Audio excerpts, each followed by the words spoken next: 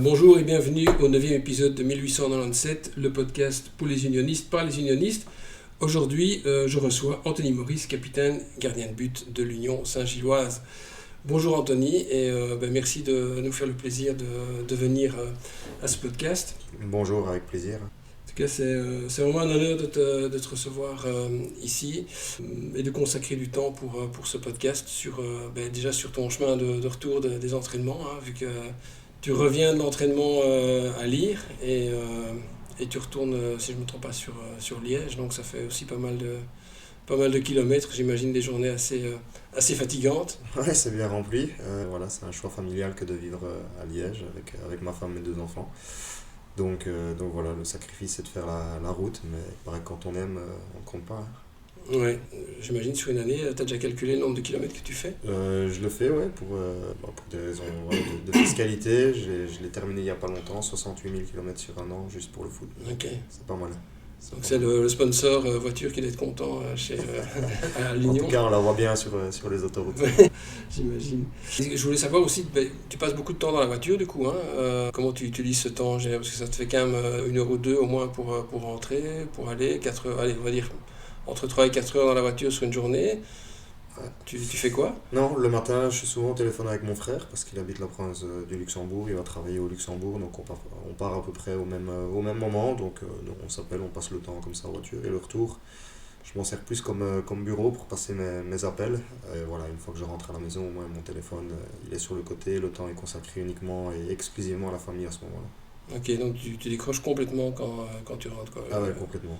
Mon téléphone n'existe plus et voilà, c'est une manière de vivre qui me convient et surtout de montrer que je suis présent à la maison et pas scotché H24 sur mon téléphone. Ouais. Et donc le foot aussi, tu décroches complètement ou es-tu plutôt du style aussi à encore regarder des résumés, des matchs, des émissions genre à la tribune le lundi soir ou à lire la presse ou alors tu te dis non, moi Non, je fais mon métier, mais à côté de ça, je regarde pas ce qui se dit dans les médias. Non, il m'arrive d'ouvrir la presse le soir, surtout pour me tenir au courant de l'actualité. Après, quand il y a un article de foot, je peux cliquer dessus par curiosité, mais c'est pas le but premier. Les émissions footballistiques ou même les matchs de foot, c'est pas non plus une priorité pour moi le soir. Je veux dire, je pense aussi à madame qui mange du foot du matin au soir et qui ne peut parler que de ça, donc lui imposer encore des émissions foot ou des matchs de foot, voilà, c'est un peu de trop et ça me permet aussi de déconnecter. Ouais. Et donc à l'origine, tu viens de la province du Luxembourg, tu es ardennais. Comment ça a commencé le foot en fait pour toi?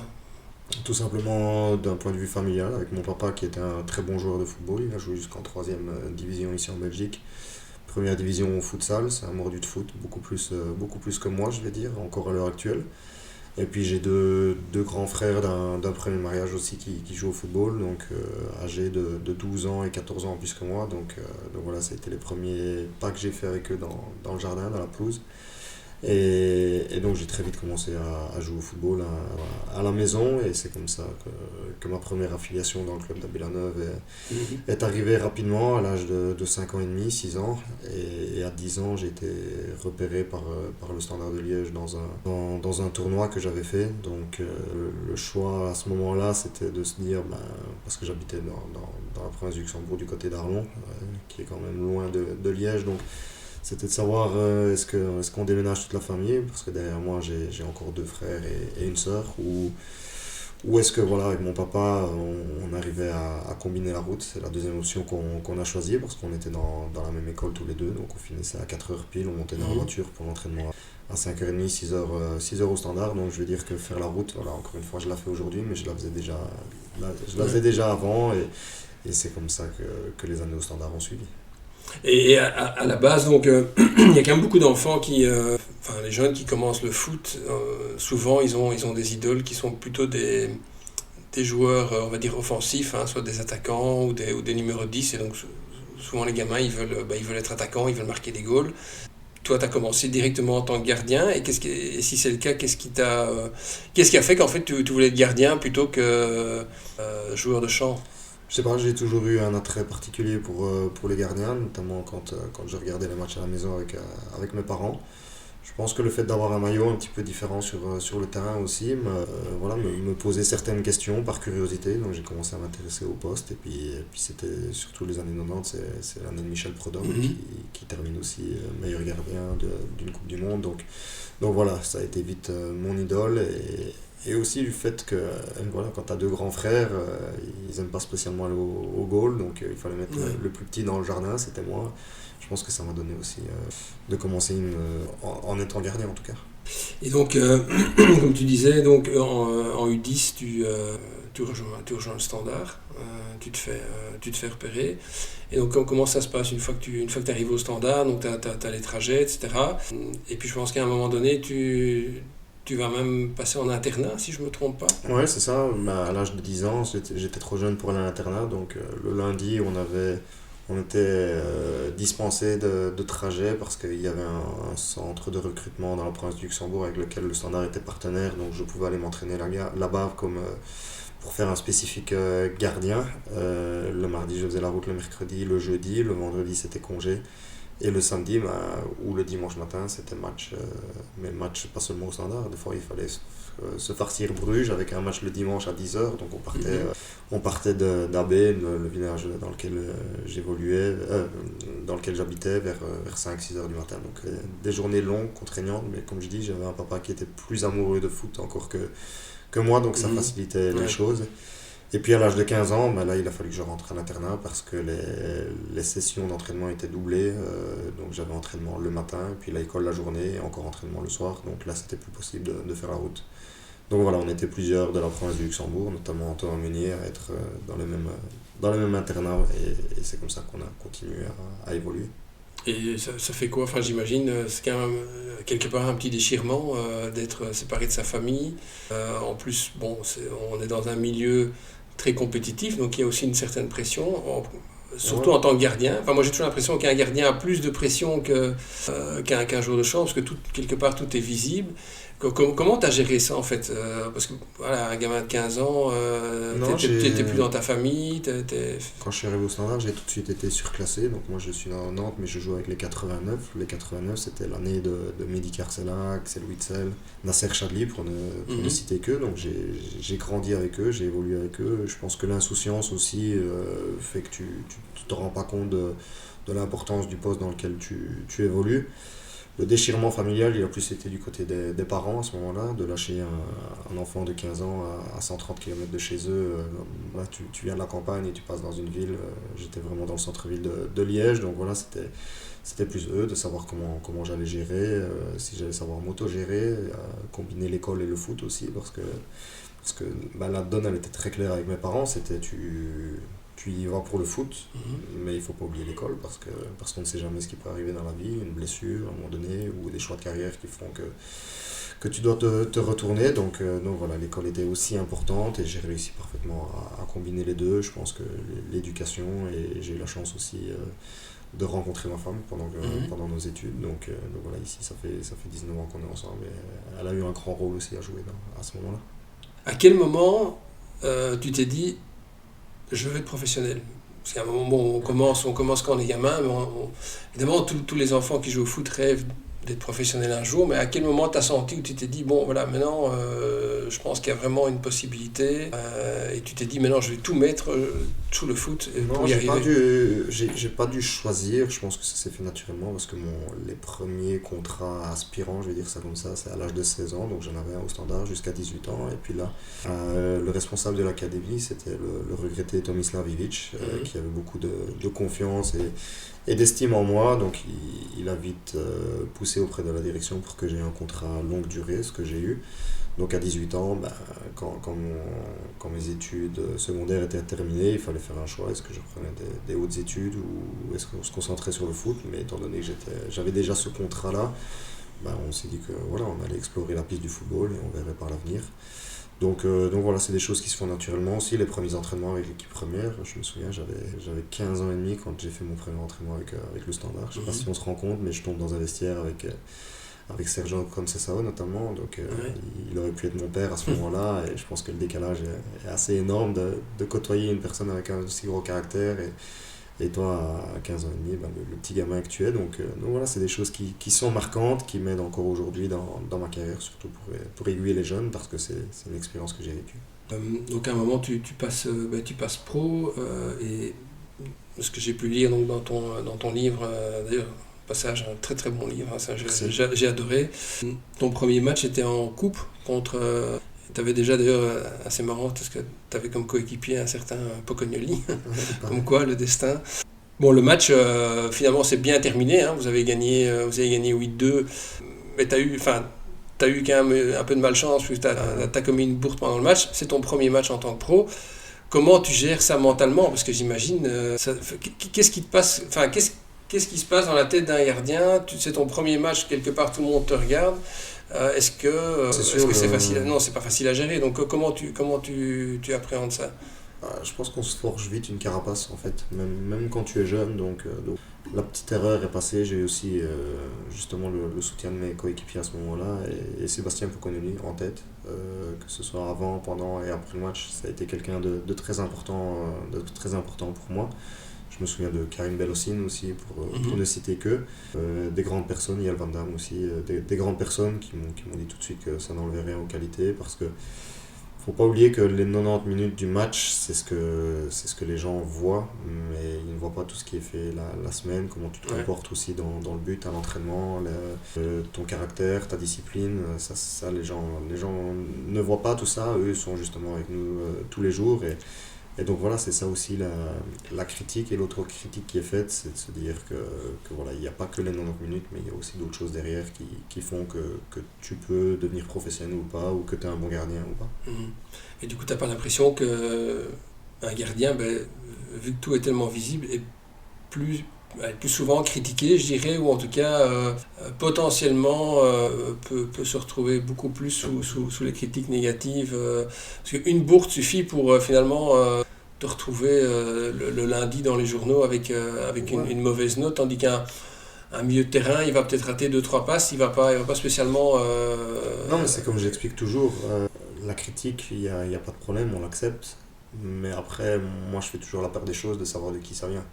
Dans le sens où est-ce que la personne est vraiment qualifiée pour parler du poste de gardien, est-ce qu'elle a déjà évolué, à quel niveau, donc voilà les connaissances qu'elle a, donc ici c'est toutes des choses que libre à chacun de prendre en compte ou pas. Moi je les prends pas spécialement en compte, parce que les seules personnes qui sont aptes à me juger, c'est principalement mon entraîneur des gardiens et le responsable de l'entraîneur des gardiens, les personnes avec qui je travaille au quotidien. Donc voilà, ça fait partie du jeu. On sait qu'on a la place la plus délicate par rapport à ça, parce qu'une erreur, c'est directement but. Il n'y a personne d'autre derrière nous pour la rattraper. Quand un défenseur ou un milieu de terrain en fait une, on se dit toujours, allez, j'espère que la ligne suivante va essayer de la rattraper. C'est comme ça fait partie du jeu, mais d'un autre côté, ça nous procure aussi des moments extraordinaires quand tu peux faire un arrêt qui est décisif, ou prendre les 3 points à toi tout seul. Donc voilà, il faut faire la balance et la part des choses entre les deux. Ouais, donc tu arrives à vraiment mentalement, quelque part, à te créer une espèce de carapace qui ne laisse pas passer, je dirais, les critiques qui viennent de gens qui ne sont pas spécialement qualifiés pour. Parce que c'est vrai que voilà, s'il faut commencer à lire toutes les critiques, tous les avis de tout un chacun sur les réseaux sociaux, je pense qu'on devient dépressif. Quoi. Je vois pas le but de faire ça. Et puis, nous qui sommes souvent critiqués, je vois même pas le but de faire ça en fait. Je veux dire, on est les premiers placés et savoir ce qu'on fait de bien ou ce qu'on fait de moins bien. C'est valable pour un attaquant aussi. À un moment donné, si tu marques pas pendant autant de temps, tu loupes des occasions, tu vas être critiqué. Mais encore une fois, on ne le fait pas exprès, on est des êtres humains, il faut savoir que sans erreur, il n'y a pas de but. Donc si c'est pour se déplacer dans les matchs et voir des 0-0 tout le temps, je pense que tout le monde s'embêterait. Mais voilà, on est là pour apprendre, pour continuer à progresser jusqu'au dernier jour où on joue au football. En tout cas, moi, c'est ma vision des choses et ma philosophie. Et donc, mais par la suite, donc tu commences en tant que pro au Standard, et à un moment donné, bon, je pense que là, ça se passait pas trop bien, je pense, avec le président de l'époque. Hein. Enfin, j'ai lu l'anecdote avec les tartines, c'est vrai que c'était quand même un peu bizarre. Et donc, là, tu es prêté à Saint-Tron. Et donc à Saint-Tron, tu es aussi avec un entraîneur qui, quelque part, n'a pas pris non plus ses responsabilités vis-à-vis du groupe, puisqu'au moment où il il te titularise, il utilise l'excuse de la décision de la direction pour te titulariser vis-à-vis du groupe et pour, en fait, quelque part, un peu se dédouaner du fait qu'il y avait un titulaire en place qui n'a pas... Et donc ça, j'imagine que... Quelque part, c'est un manque de confiance. Comment tu as réagi par rapport à ça, en fait? Ouais, c'est toutes des choses que j'explique dans mon livre, mais le but ici n'est pas d'aller critiquer quelqu'un ou parler sur son dos, c'est plus de montrer comment le monde du travail peut évoluer, parce que je pense que ce soit dans le football ou en entreprise, il y a des coups comme ça qui se font, donc on est tout à fait d'accord là-dessus. Quand tu as 22, 23 ans, c'est très difficile à accepter, d'encaisser ça. Mais avec le temps aujourd'hui et l'expérience, tu sais qu'on est en quelque sorte des numéros aussi. On essaye de donner le maximum de nous et le jour où on n'a plus besoin de tes services, voilà. Donc voilà, est-ce que l'honnêteté, la franchise, très peu de personnes l'ont dans le monde et surtout dans le monde du football. Donc c'est un petit peu plus ça que j'ai voulu mettre en avant par rapport comme leçon pour les jeunes joueurs qui vont commencer à côtoyer le monde professionnel. Franchement, c'est aussi un truc qui m'a frappé, c'est qu'effectivement, quand on lit ton bouquin, je me suis fait la réflexion en terminant, en me disant, mais en fait, ça c'est le genre de bouquin qu'il faudrait à la limite offrir à chaque gamin qui commence dans une académie ou autre, parce que c'est une leçon, c'est quelque part c'est une leçon de vie, hein, parce que si, on en parlera encore un peu après, aussi par rapport à tes blessures, mais on peut pas dire que tu as été épargné par le destin, hein. Je veux dire, entre les clubs qui donnaient pas non plus toute leur confiance, les blessures que tu as eues, je veux dire, il y en a plus d'un qui aurait jeté le gant. Je dis toujours, pour aller d'un point A, qui est le rêve d'un gamin, à un point B, qui est de l'accomplir, c'est-à-dire de faire la plus belle carrière possible, c'est comme en voiture, soit tu as l'autoroute et tu vas le plus, soit tu prends une petite route et à un moment donné, tu dois te frayer ton chemin pour pouvoir y arriver. Donc ici, voilà, moi ça a été plus l'option B, mais c'est de montrer que voilà, c'est toujours possible de le faire en croyant ses rêves, en travaillant très dur, en ne lâchant jamais rien. C'est des paroles banales aujourd'hui qu'on entend de la bouche de tout le monde, mais très peu sont capables de les mettre d'application. Donc voilà, et puis je pense que c'est aussi une leçon de vie, en tout cas, je le vois plus comme ça aussi. Et le timing du bouquin, c'était de se dire, je le fais maintenant parce que j'ai pas envie d'attendre la suite de ma carrière et voir si éventuellement je l'ai fait avant la victoire de coupe en Coupe de Belgique ou d'autres choses plus belles qui pourraient encore arriver dans la suite de ma carrière. C'était de se dire, moi ce que je veux montrer, c'est comment je suis en arrivé là aujourd'hui, à jouer des matchs en Europa League, à jouer le haut du tableau en Belgique, mais que tout ce qui s'est passé avant, voilà, il y a des choses très dures à accepter, à encaisser pour une jeune personne. Donc voilà, mais ça fait l'être humain que je suis aujourd'hui et voilà, il faut plus le voir comme étant une leçon. Ouais. Et cette force mentale, parce que bon, on peut vraiment parler de ça, hein, une force mentale ou force de caractère qui a fait que tu as surmonté tous ces obstacles, ça vient d'où? C'est ton éducation? Comment tu penses que tu en es arrivé là? Ouais, je pense que c'est dans mon éducation à la base, de ne jamais se plaindre, de jamais abandonner, lâcher les bras. Il y a toujours un moyen de s'en sortir dans la vie, donc ça c'est un petit peu ce que mes parents ont voulu me transmettre aussi comme valeur et que je reproduis aussi avec mes enfants, leur montrer que la vie n'est pas facile, mais que quand tu veux quelque chose, il est possible de l'obtenir. Donc voilà, après certains je pense qu'il y a une partie innée aussi, tu nais un petit peu avec ça en toi, et puis tu as les clichés aussi en disant que les Ardennais souvent sont réputés comme ça, mais voilà, je trouve que c'est une des belles valeurs dans la vie pour essayer de construire son quotidien du plus beau possible. Après Saint-Tron, tu as failli partir à l'étranger. Je crois que tu as eu un test, c'était à Blackpool, si je me souviens bien. Bon, finalement, ça s'est pas fait. Est-ce que jouer à l'étranger, ça reste un regret? Enfin, si on peut appeler ça un regret, mais en tout cas, est-ce que c'est quelque chose où tu t'es dit, tiens, bon, c'est un peu dommage que j'ai jamais eu l'occasion de jouer à l'étranger, ou tu es plutôt du style... entre guillemets casanier, de se dire voilà je suis bien en Belgique pour des raisons tout à fait acceptables, hein, famille et autres. Non, je veux dire Blackpool c'était un peu par désespoir parce que je connaissais José Riga qui était entraîneur là-bas, donc voilà, j'avais été testé sur place, mais j'ai vite senti que l'encadrement et l'environnement c'était pas ce qu'il y avait de mieux, et José Riga a eu l'honnêteté, la franchise de me le dire directement que pour moi c'était préférable de rentrer en Belgique et de ne pas rester là. La preuve, c'est que quelques semaines après même, il a démissionné de son poste. Donc voilà, je suis quelqu'un qui croit au destin.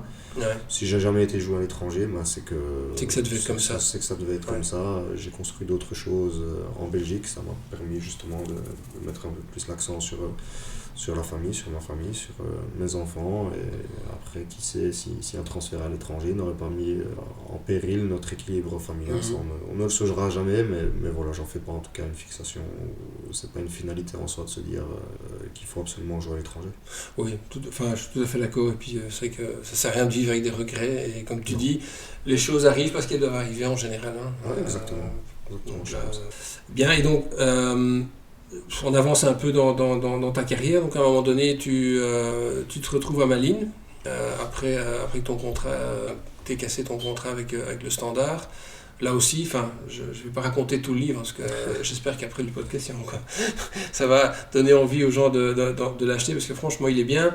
Mais donc, du coup, ton contrat est cassé, problème administratif, donc tu dois rester quelques mois sur le côté avant de pouvoir rejoindre un nouveau club. Et donc là, tu vas à Malines. Donc c'est Olivier Renard qui te contacte. Tu signes un contrat. Peut-être avec un peu de précipitation parce que tu n'avais pas lu le contrat et puis tu te rends compte qu'en fait tu recevais 1000 euros bruts de salaire. Ouais, exactement. Non, c'est pas dans la précipitation, c'est tout simplement parce que j'avais rien d'autre. Et tu étais content, j'imagine. J'étais le plus heureux, donc voilà, moi j'ai jamais joué au football pour l'argent, qu'on soit très clair. J'ai toujours joué au football par passion et par envie et je pense que le jour où j'ai signé mon contrat à Malines restera peut-être un des moments les plus déterminants dans ma carrière parce que j'ai fait le meilleur choix à ce moment-là de signer sans regarder justement le contrat. Peut-être que si j'avais lu le contrat, j'aurais dit non, j'aurais essayé de négocier et il m'aurait dit non, on prend un autre gardien. Donc voilà, quand je dis que je crois au destin, c'est que ça devait se passer de la sorte, surtout que je venais de passer 5 mois à m'entraîner tout seul sur des terrains pour des raisons administratives. Donc voilà, le fait de retrouver un encadrement professionnel, un club aussi mythique que Malines, parce que je pense qu'en Belgique c'est un club mythique, j'étais rempli de bonheur tout simplement, même si c'est sûr que le côté financier c'était très difficile quand tu as un appartement, quand tu as une voiture à payer, quand tu as tes frais de déplacement aussi. Je me rendais de Liège à Malines tous les jours, donc voilà, c'est des choses qu'on a vécues ensemble avec ma femme et qui font notre force aujourd'hui. Et puis ça t'a remis en selle, quelque part. Effectivement, comme tu dis, tu aurais pu ne pas signer et puis te retrouver dans un autre club où ça se serait peut-être pas bien passé. Mais surtout que Olivier Renard m'a contacté le 24 décembre, donc la veille du jour de Noël. J'ai pris ça comme étant un cadeau tombé du ciel et j'ai signé mon contrat le 26 décembre. Et donc puis après ça, on a eu évidemment, donc tu as eu l'occasion évidemment de jouer à Malines, mais tu as eu quand même assez rapidement une blessure, les ligaments croisés, que tu as fait finalement, pour pas faire de jaloux, tu as fait les deux, t'as fait les deux jambes.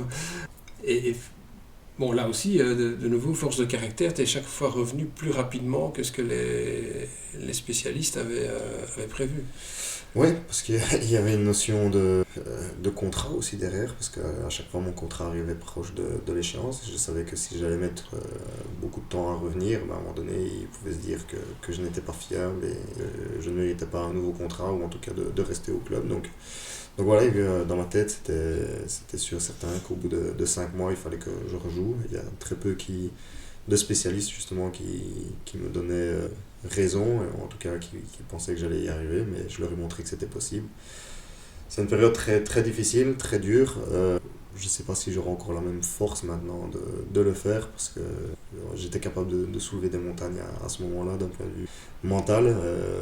Et quand j'y repense, je me dis que j'étais fou, entre guillemets, à l'époque, mais je n'avais pas d'autre choix. Et puis de le faire 2 fois aussi, parce que j'imagine, ok, une fois, tu reviens, et puis après c'est l'autre jambe. Là, je suis certain que sur 10 personnes, il y en a peut-être 7 qui auraient dit bon, tant pis, je laisse tomber, quoi. Je fais autre chose. C'est sûr, ça aurait été la solution la plus facile maintenant, de dire voilà, c'est mon 2e fois, c'est repartir, c'est les mêmes contraintes, c'est passer 5-6 mois en dehors du groupe, ne pas sentir l'odeur des terrains, se faire réopérer parce que c'est une opération qui fait mal aussi, la revalidation aussi. Donc voilà, mais bon, j'ai toujours pris ça comme étant un challenge de me dire ok, je l'ai eu une fois, la deuxième fois, au final ça me fait pas peur, je continue. Donc j'ai bien fait de persister, de continuer dans cette ténacité et ça m'a permis justement d'avoir la carrière ensuite. Oui, parce que finalement, si on analyse un peu, je crois qu'une des constantes, en tout cas moi ce qui m'a frappé, c'est que souvent tu as fait un pas en arrière, tu as reculé pour mieux avancer, on va dire. Bon, l'exemple ici de Malines, le fait, par exemple, voilà, après Malines, tu es parti à Virton. D'un point de vue purement extérieur, on pourrait se dire, ouais, bon, c'est un fameux pas en arrière. Mais ça t'a permis après de te retrouver à l'Union. Quand j'ai signé à Virton, même dans mon entourage très proche, me donnait des chances de faire ça. Mais moi j'ai toujours été convaincu. Je me souviens, j'étais à Virton en D3, je regardais les matchs de Ligue des Champions à la TV, je disais, mais moi un jour je jouerai en Ligue des Champions. Et d'être très proche, je me disais, mais t'es fou, t'as 28 ans, si tu fais encore ta carrière D3, D2 belge, ça serait très bien.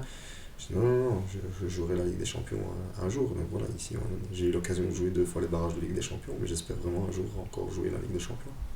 L'année prochaine, non? J'espère, bien sûr. Voilà, c'est les ambitions qu'il faut savoir se donner. Comme on dit toujours, le ciel est la seule limite qu'on peut atteindre. Ouais. C'est vrai que c'est souvent dans la tête. Hein. Ouais. Je suis assez d'accord. Donc Virton, là il y a eu le Covid, il y a eu quelques problèmes financiers, je pense, au niveau du club. Et donc tu te retrouves. Mais donc là à Virton, tu étais avec Guillaume François, et Loïc, je pense aussi. François, avec la Poussin qui arrivait quand on était en D2, Dinson Jordanov qu'on a connu, l'entraîneur des gardiens, Laurent Derat. Donc il y avait une belle bande. Ouais. Et donc comment tu te retrouves à Lyon? C'est qui te contacte? Je me souviens qu'on avait joué au mois de février un match chez nous, c'était Virton-Union, et après le match, je discute justement avec Pocognoli qui était l'arrière gauche, là, il m'a dit franchement ce serait bien que tu signes chez nous parce que ton jeu au pied, parce que tes qualités c'est ce qu'on n'a pas, et la façon dont on veut jouer. Moi je suis bien à Virton, t'es bien à l'Union, voilà, c'est pas quelque chose qui m'attire pour le moment. Quelques jours après, mon agent reçoit un coup de téléphone de la direction du club me disant que voilà, ils étaient intéressés par mon profil pour le prochain mercato qui est au mois de juin. Mais moi j'avais déjà un accord personnel avec Louvain, parce que Louvain venait de gagner une tranche et avait beaucoup de possibilités de monter à ce moment-là en D1A directement, et pas en D1B. Donc voilà, j'avais mon accord personnel, le Covid arrive, je suis en plein Covid à la maison et Felice Mazou me passe un coup de téléphone aussi en me disant qu'il me veut absolument. J'écoute Felice, voilà, avec tout le respect que je dois à l'Union, mais vous êtes en D1B, Louvain venait de monter en D1A justement parce que le match de la tranche avec le Berscott n'allait pas se jouer, donc ils ont décidé de faire monter les deux équipes. Et puis au final, Louvain, il y a eu un changement de directeur sportif et d'entraîneur, et quand il y a eu ce changement-là, j'ai vite compris que c'était fini avec eux. Donc j'ai accepté de rejoindre l'Union, mais temporairement pour m'entraîner. Je pense qu'eux aussi avaient une idée derrière la tête à ce moment-là, mais j'avais été très clair avec eux, je voulais jouer en D1. Et puis en fait, quand tu arrives à l'Union, que tu es dans le vestiaire, que tu vois les personnalités, que tu vois les gens avec lesquels tu vas travailler, l'entraîneur, tu te dis au final je vais me laisser tenter par une aventure en D1B avec eux parce que j'étais convaincu que le groupe était largement plus fort et allait survoler cette D1B, ce qu'on a fait cette année-là.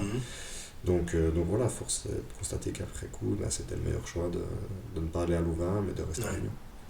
Et là, quand tu rejoins l'Union, est-ce qu'eux, ils te disent déjà clairement, nous, notre objectif l'année prochaine, c'est la D1A ou c'était pas encore très clair? Non, si, l'objectif c'était clairement de monter cette année-là, parce que quand tu attires Felice Mazou comme entraîneur et que je voyais justement le centre d'entraînement, enfin, tout ce qui avait été mis en place, c'était l'année Covid, mais comment ils ont géré le Covid, on a eu très très peu de cas cette année-là dans l'effectif. Je pense que ça a été un atout au final, parce que des fois on jouait contre des équipes qui avaient 7, 8, 9 joueurs qui étaient absents pour cause de Covid chez nous. Je pense qu'il y a dû en avoir 3 ou 4 au maximum tout au long de la saison.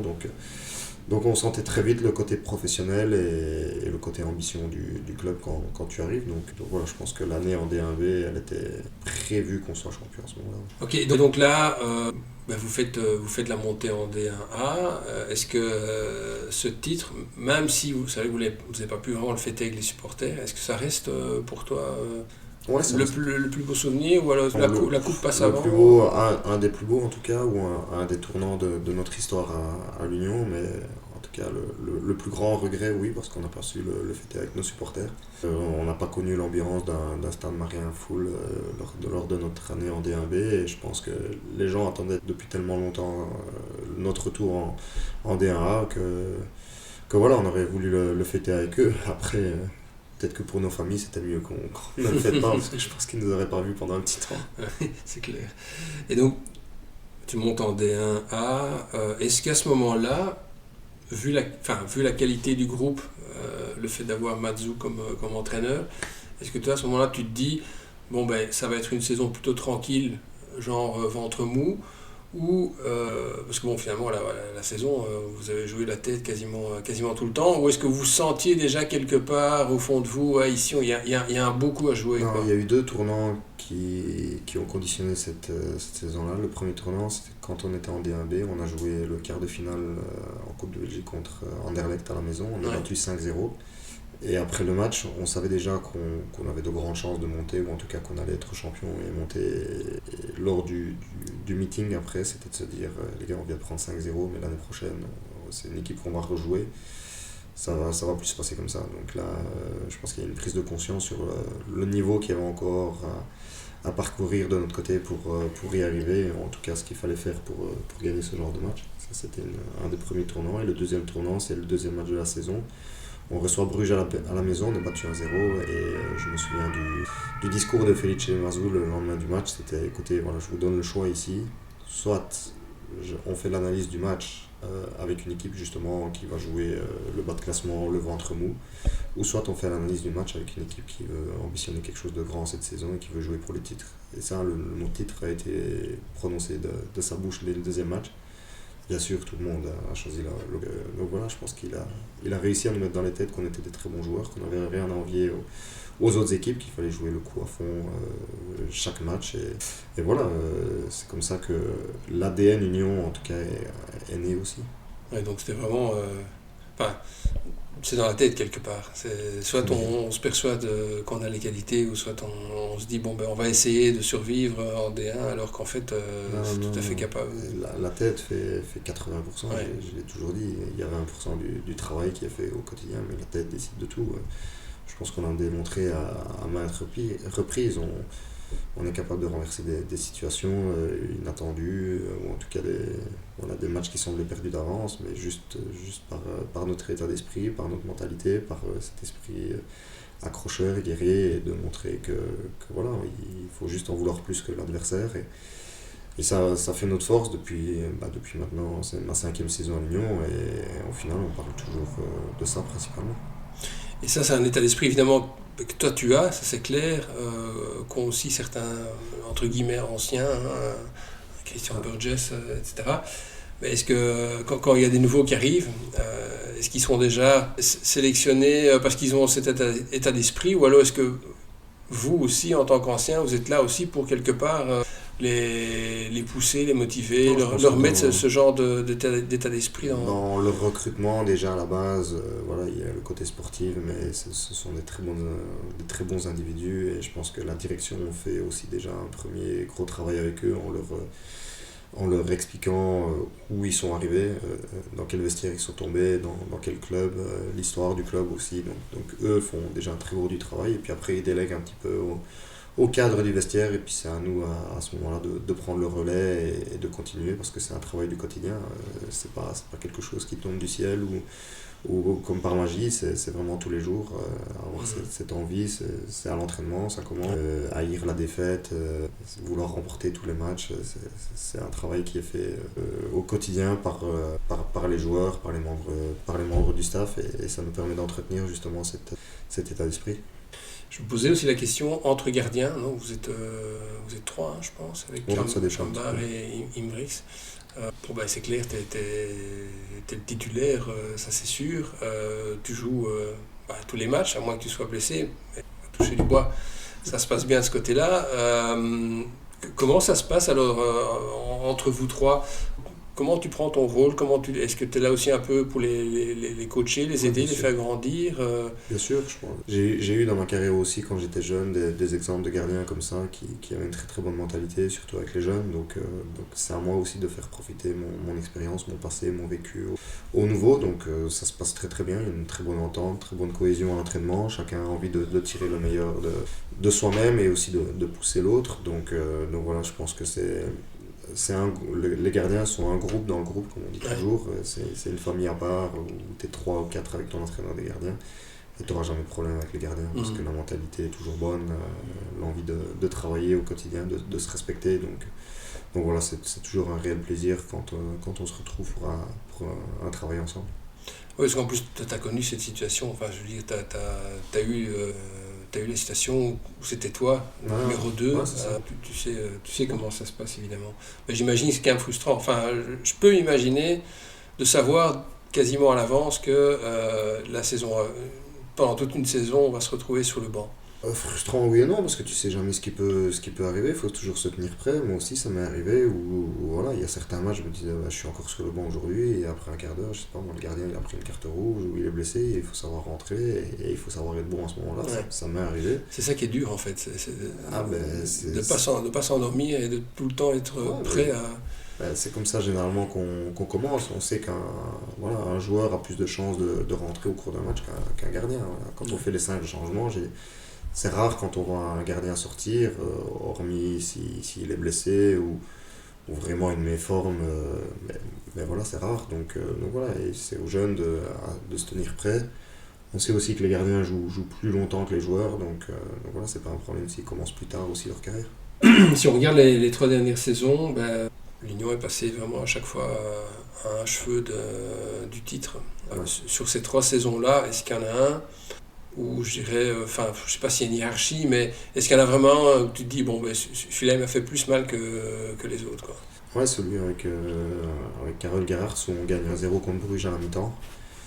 Au début de deuxième mi-temps, avec le but de Adingra, on avait tout en main, il restait une dizaine de minutes à jouer, et je pense que si Bruges avait pu marquer dans son camp ce jour-là, il l'aurait fait limite pour nous aider et ne pas vouloir compter soit champion. Et puis après, de notre faute, on s'est tiré une balle dans le pied en encaissant 2 buts coup sur coup. Le troisième, je le compte même pas parce que on n'avait pas tout à ce moment.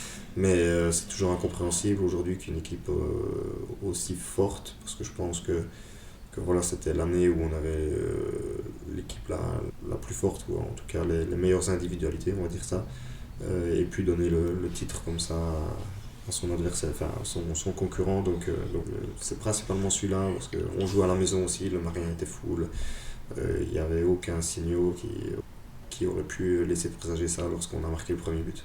J'y étais, j'étais dans le stade ce jour-là, et c'est vrai que pendant tout le temps où on menait, où on était virtuellement champion, on sentait qu'il y avait une espèce de fébrilité ambiante même dans le stade, je dirais même pas dans l'équipe, mais il y avait ouais, je pense que il y avait un stress, quoi. Et quand on parle de maturité, ou en tout cas si on doit comparer avec les grandes équipes du championnat, et sur la dernière décennie, on va parler de Bruges, clairement, on sent que c'est une équipe qui est habituée à gagner des titres. Et quand on parle d'une équipe, c'est pas seulement les 11 joueurs sur le terrain, c'est aussi un club, c'est une direction, c'est des supporters, c'est un engouement qui est derrière eux, et ils savent qu'ils vont être champions, parce que voilà, et je pense que ça, le fait de gagner la Coupe de Belgique a fait du bien aussi à nos supporters, parce qu'on montre qu'on sait gagner, qu'on peut gagner, qu'on y arrive si on est tous ensemble, et c'est pas seulement le groupe de joueurs, mais c'est avec la direction, avec les supporters, tout le monde, il doit y avoir cette confiance qui doit régner. Donc voilà, c'est comme ça fait partie de notre apprentissage, et je pense que si on en sort grandi, il faut savoir accepter des fois que ce genre de défaite fait mal pour mieux rebondir. Est-ce que la coupe, ça a quelque part, est-ce que ça vous a libéré en tant que joueur, en tant que groupe de joueurs, est-ce que ça vous a libéré mentalement, le fait de se dire on a un titre, on a un trophée, donc maintenant on peut... est-ce que ça a diminué la pression quelque part, ou est-ce que ça vous a libéré? Est-ce que ça a changé quelque chose en fait, mentalement? La pression, elle est surtout mise par le monde extérieur. Il n'y a jamais une fois la direction qui est descendue dans le vestiaire en disant vous devez être champion, vous devez gagner la coupe, ou ce genre de choses. La pression, elle est mise par les médias qui jouent un très grand rôle par rapport à ça aussi. par les supporters qui viennent au stade et qui ont cette envie-là aussi et qui sont peut-être un peu plus stressés. Mais nous, joueurs, on n'a jamais eu cette pression de titre. En tant que joueur, on ne se la met pas soi-même. Enfin, non. Je ne parle pas de l'extérieur, hein, j'entends bien, la direction effectivement n'a jamais dit que le titre était un objectif, mais est-ce qu'en tant que joueur, parce que bon, vous êtes tous des compétiteurs, hein, vous avez envie de gagner, est-ce qu'à un moment donné, on ne se dit pas, oui, il faut qu'on gagne, il faut qu'on soit champion On veut être champion, on veut gagner des titres, mais est-ce qu'on doit? Non, on ne doit pas. Donc, mais ça résulte d'un état d'esprit qui est déjà fait pendant la saison. Ça me fait toujours rire parce que quand je m'échauffe au stade, Marien, les supporters passent dans mon dos, surtout ceux qui vont dans la tribune Est. Allez, il faut gagner aujourd'hui. Mais oui, mais on a envie de gagner tous les matchs. C'est pas seulement aujourd'hui, c'est tous les matchs qu'on a envie de gagner. Et le jour où on perd, ou voilà, qu'il y a des erreurs qui sont commises ou que les attaquants ne marquent pas des buts ou ce genre de choses, c'est pas qu'on le fait exprès. Oui, non, c'est clair. C'est comme ça, donc les gens doivent se rendre compte que voilà, il y a ce qu'on veut, mais il y a ce qu'on peut et ce qu'on fait. Mais justement, enfin, tu as l'impression que les supporters de l'Union sont devenus beaucoup plus exigeants parce que quelque part, on a été gâtés pendant 3 ans. Je veux dire, j'ai déjà fait plusieurs podcasts avec d'autres personnes qui sont des supporters de longue date. Il y en a plein, ou même dans les gens avec qui je discute, il y en a plein, pour eux c'est un rêve éveillé quelque part. Les gens qui ont connu la D2, la D3, qui ont connu la période où le club a failli même basculer plus bas, se retrouver aujourd'hui, jouer 3 années d'affilée le titre, c'est un rêve éveillé. Donc quelque part les exigences, ou en tout cas les attentes, sont plus élevées. C'est clair, voilà, il suffit de voir la perception qu'on a de l'Union aujourd'hui et la perception qu'on avait la première année où on est monté, c'est 2 choses totalement différentes. Aujourd'hui, on va considérer l'Union comme un grand club en Belgique, entre guillemets, alors que en termes de stade, en termes d'infrastructure, de terrain d'entraînement, d'organisation et ce genre de choses, on n'en est pas encore là. On est encore très loin de Bruges, d'Antwerp, d'Anderlecht, de Genk, même du Standard. Par rapport à tout ça, maintenant ce qu'on voit, c'est qu'il y a un réel engouement derrière le club, il y a des nouveaux supporters qui arrivent, mais les nouveaux supporters, ils arrivent aussi de par les résultats, et voilà, en tout cas c'est le rôle aussi des anciens supporters de protéger ce qui a été fait par le passé, de protéger l'esprit Union, et je pense que pour ça ils le font très bien. Tu te vois terminer ta carrière à l'Union ? Je me vois terminer la carrière. C'est des questions qu'on me pose souvent, j'en sais rien. Oui, je me vois terminer ma carrière à l'Union parce que c'est un club qui me correspond parfaitement. Après, de quoi demain est fait, j'ai pas de boule de cristal pour le savoir. Et le reste de la saison, on va pas revenir sur le début est un peu plus, on va dire, un peu plus poussif que les autres années. Bon, là, je pense que là, on est de nouveau sur une très bonne dynamique.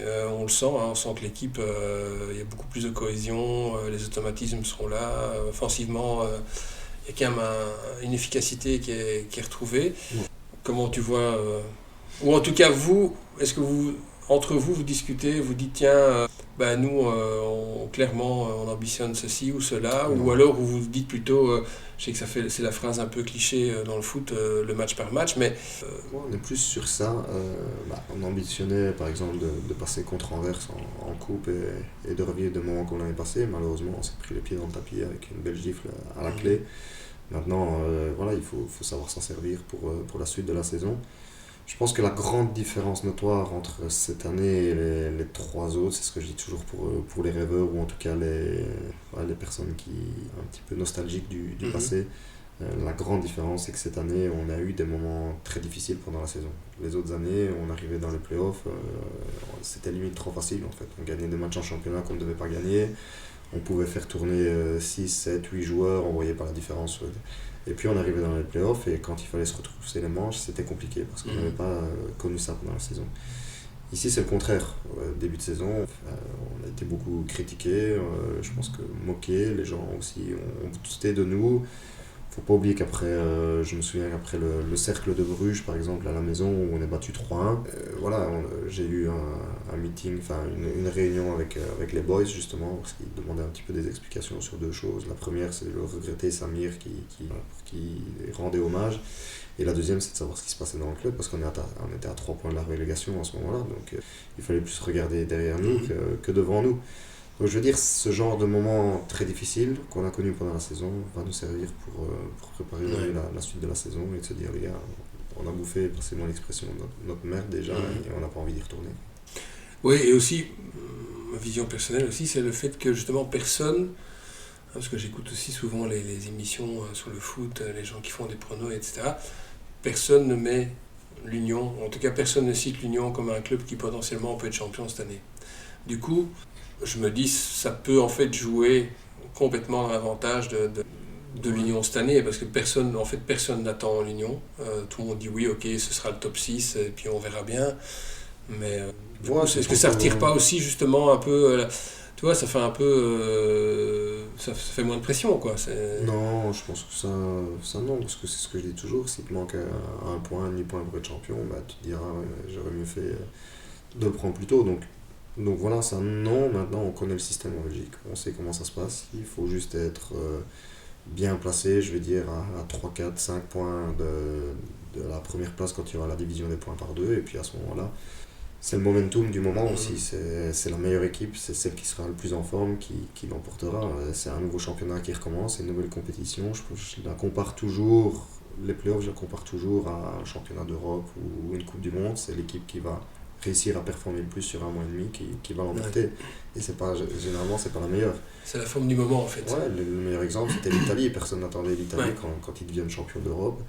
Tout le monde se disait, s'ils passent les groupes, ce sera bien. Mais au final, ça a été la meilleure équipe avec les joueurs clés qui ont performé au meilleur des moments sur un mois et demi. Et c'est comme ça qu'ils ont réussi à être champions d'Europe. Et une autre question, quand vous jouez au Duden, au Marien, est-ce que toi, je te pose la question à toi parce que tu n'es pas dans la tête des autres joueurs, mais pendant le match, est-ce que tu es conscient de l'ambiance? Est-ce que l'ambiance, ce qui se passe autour de toi, est-ce que ça a un impact sur le match, ou est-ce que vous arrivez vraiment en tant que joueur à quelque part à vous isoler dans votre bulle et être à 100% dans le match sans que l'ambiance... voilà, est-ce que l'ambiance a vraiment un impact sur le match? Je me dis toujours que côtoyer des gens positifs, ça t'amène du positif. Et quand tu joues au Marien, t'as des gens qui viennent là parce qu'ils sont contents d'être là, parce que c'est la fête, parce qu'ils ont envie d'aider leur équipe, de chanter pour leur équipe, de les encourager. Et du coup, ça amène du positif dans l'équipe. Il suffit de voir le nombre de matchs où on a réussi à renverser la tendance. C'est pas pour rien qu'on sait principalement le faire chez nous. Voilà. L'Antwerp récemment menait à 0 et on était à 10 et on parvient à remporter le match 2-1. L'année passée, Bruges gagnait 2-0, on était à 10 et on parvient à faire 2-2. Donc oui, tu sens ce réel engouement et je pense que les adversaires aussi, personne n'aime venir jouer chez nous parce que t'as pas le plus beau stade de Belgique aussi, parce que les vestiaires ne sont pas les plus beaux. Donc voilà, déjà l'adversaire qui est habitué à un certain luxe, à un certain confort, quand il vient chez nous, il prend déjà un coup. Et d'avoir des supporters comme ça aussi qui nous poussent, qui nous transcendent, ça joue un grand rôle. Ouais. Ouais. Tu parlais que tu avais une rencontre avec les boys justement en début de saison pour discuter des performances. Est-ce que tu as régulièrement des contacts avec des supporters ou des groupes de supporters? Non, pas régulièrement, parce que j'ai coupé mes réseaux sociaux aussi, donc j'ai plus les réseaux sociaux. Et puis je pense que l'Union aussi les supporters montrent le très bon exemple depuis maintenant 5 ans que je suis au club, mais 4 ans effectifs en D1. Je veux dire, moi, le fait que ce soit un endroit en toute sécurité où ma femme peut venir avec mes enfants, n'entend pas d'insultes, ne voit pas de bagarres, ce genre de choses, fait que c'est un lieu très fréquentable aussi dans l'éducation et dans l'approche que j'ai du football en soi, parce qu'il ne faut pas oublier que ça reste un jeu. Au final, on essaie de donner le meilleur de nous-mêmes, mais voilà, il faut le voir comme une passion et comme un jeu. Donc voilà, le fait que les supporters montrent le bon exemple ne fait pas qu'on a besoin spécialement d'avoir beaucoup de rapports avec eux. C'est juste qu'on continue à se donner la main et qu'on aille ensemble vers le même objectif qui est de gagner le match suivant. Mais dernière question avant de clôturer cet entretien, plus une question par rapport, je dirais, à l'après-football. Comment toi Évidemment, je te souhaite d'encore jouer de très longues années, mais est-ce que bah, j'imagine, tu dois y penser, tu réfléchis déjà à, je dirais, ta carrière après celle de footballeur, tu la vois comment en fait? Ouais, non, j'ai encore envie de jouer le plus longtemps possible, 4 5 6 ans. Je vais voir, c'est la façon dont je vais prendre soin de mon corps qui va aussi me dicter, parce que je pense que mentalement aussi, parce qu'il ne faut pas oublier que ça demande beaucoup d'efforts et de sacrifices, que ce soit pour moi, mais aussi pour la famille. Donc voilà, tout mis l'un dans l'autre, j'espère encore jouer le plus longtemps possible, mais on verra bien. Et après football, en tout cas, je vais me tenir éloigné des terrains, parce qu'il sera temps de rendre un petit peu le temps perdu en famille. J'ai fait une croix sur beaucoup d'événements familiaux, que ce soit des anniversaires, des baptêmes, des communions, des mariages, j'assiste quasi à rien, parce que je me dois d'être focus sur mon job. Donc voilà, le temps familial aussi, le week-end, le samedi et le dimanche, consacrer ça à ma femme, mes enfants. Donc à partir de ce moment-là, je verrai bien pour une reconversion. On a déjà certains projets aussi avec mon épouse pour la suite, et je pense qu'elle a mis beaucoup de sa carrière entre parenthèses pour me suivre et éduquer les enfants au mieux. Donc à un moment donné, ce sera à moi de lui rendre l'appareil et qu'elle se concentre sur sa carrière. Ouais, en tout cas, je te souhaite le meilleur. Déjà pour la continuation de ta carrière en tant que footballeur et pour après. Et oui, de nouveau, juste pour les auditeurs qui nous écoutent, parce qu'on a quand même parlé plusieurs fois de ton livre, de nouveau, je répète, moi je l'ai lu, c'est franchement super intéressant. J'imagine qu'il est encore disponible dans les bonnes librairies. En ligne ou aux éditions Chronica principalement, dans les librairies club aussi, donc voilà, il se trouve encore assez facilement. Ok, en tout cas, moi je le conseille à chaque jeune footballeur ou parent de jeunes footballeurs, ou footballeuses d'ailleurs, parce qu'on n'en parle pas assez, aussi, mais c'est important. Voilà, écoute, merci beaucoup et peut-être à bientôt. Avec plaisir, merci à vous.